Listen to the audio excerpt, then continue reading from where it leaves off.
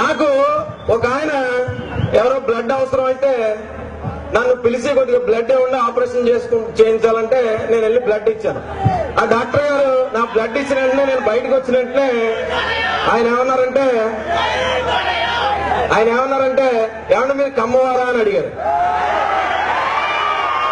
ఇదేంటి విచిత్రం, నేనే చెప్పలేదు, నా కులం ఏంటో తెలియదు, మీరు ఎలా చెప్పారు సార్ అంటే చెప్తా మీ బ్లడ్ లో రక్త కణాలన్నీ కూడా క్రమశిక్షణతో వెళ్తున్నాడు. అలాంటి అద్భుతమైనటువంటి రక్తం ఉంది. దయచేసి రక్తం ఎవరికి పెడితే ఇవ్వద్దు. నేను ఇంకో ఉదాహరణ చెప్తాను. ఎందుకంటే ఒక ఆయన పార్టీ పెట్టాలనుకుని ఎన్టీఆర్ పార్టీ పెట్టాడు, 9 నెలల్లో అధికారంలోకి వచ్చాడు, మనం కూడా పార్టీ పెట్టాలి అని ఒక 10 మందిని పిలిచేటట్టుంది. పిలిస్తే నీ వల్ల కాదు, నువ్వు హిమాలయాలకు వెళ్ళి తపస్సు చేయమని చెప్పారట. అక్కడికి వెళ్ళి తపస్సు చేశాడు. తపస్సు చేస్తే దేవుడు ప్రత్యక్షమై ఏం చెప్పాడంటే, ఈయన వాదిస్తున్నాడు ఆయనతో. రామారావు గారు పార్టీ పెట్టారు, 9 నెలల అధికారంలో తీసుకొచ్చారు, మరి నేనెందుకు పెట్టకూడదు, నాకెందుకు అవకాశం అని అడిగాడంట. అడిగితే దేవుడు చెప్పాడు ఏమనంటే, ఆయన వెనకాల కమ్మ వాళ్ళు ఉన్నారయ్యా,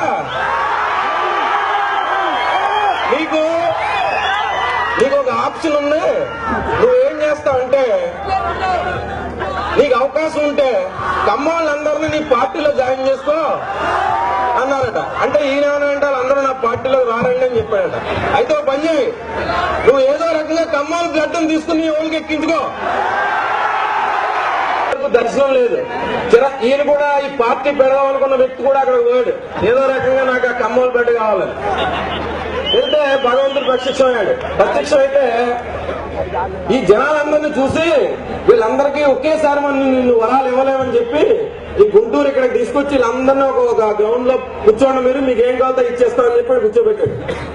కూర్చుని ఆయన అడిగాడు అనమాట. వచ్చేటప్పుడు బంగారం డబ్బు అంతా తెచ్చాడు. ఒక్కొక్కరిని లేపు అడుగుతుంటే నీకేం కావాలంటే అందరూ కూడా మాకు ఈ జన్మ చాలు, వచ్చే జన్మలో నన్ను కమ్మోడి కింద పుట్టించమని అడిగారు. మరి వెంకటేశ్వర స్వామి ఈజ్ నాట్ అన్ అడ్మినిస్ట్రేటర్, ఆయనకి సంబంధం లేదు. ఆయన ఏం చేశాడు, వెంటనే బ్రహ్మదేవుని పిలిచాడు. ఏమయ్యా అవకాశం ఉందా, వచ్చి జన్మలు అందరినీ కమ్మోలుగా పుట్టించాడు. సార్ నా దగ్గర మెటీరియల్ లేదని చెప్పాడు. వెంటనే గవర్నమెంట్ లో ఉన్నటువంటి చీఫ్ సెక్రటరీ గారిని 4 నెలలు పిలిచాడు. మత మార్పుల్లా కుల మార్పు ఏమైనా ఉందా, ఇక్కడ ఈ పార్టీ పెట్టాలనుకున్న ఆయన ఉన్నాడు, సంకల్ కూడా వేసుకుంటున్నాడు, మనకి వచ్చేది వీళ్ళంతా. అయితే ఆయన ఏమన్నాడంటే, ఇప్పుడు ఉన్నటువంటి ఈ కొద్ది జనాభా యొక్క తెలివితేటలకు మేము తట్టుకోలేకపోతున్నాం, మొత్తం అందరూ వాళ్ళైతే మేము అసలు తట్టుకోలేమండి, దయచేసి మేము అది సాధ్యం కాదని చెప్పారు.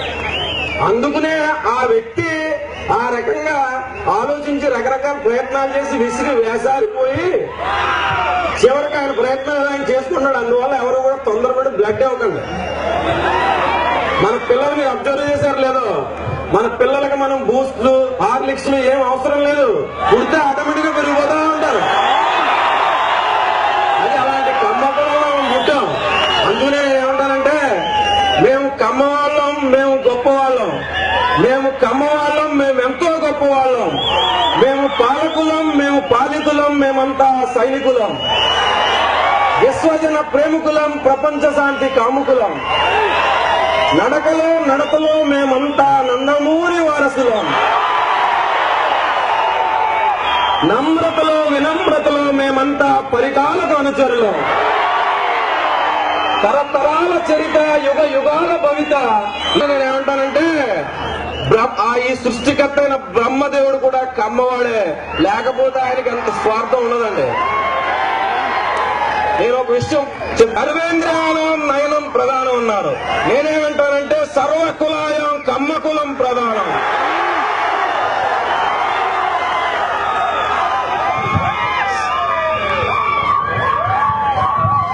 సమయం మించిపోతుంది కాబట్టి చాలా ఉత్సాహంగా ఉన్నారు.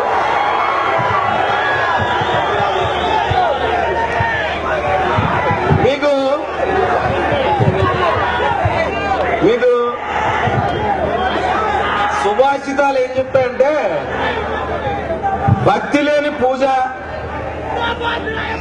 శీలం లేని మనిషి, వినయం లేని విద్య.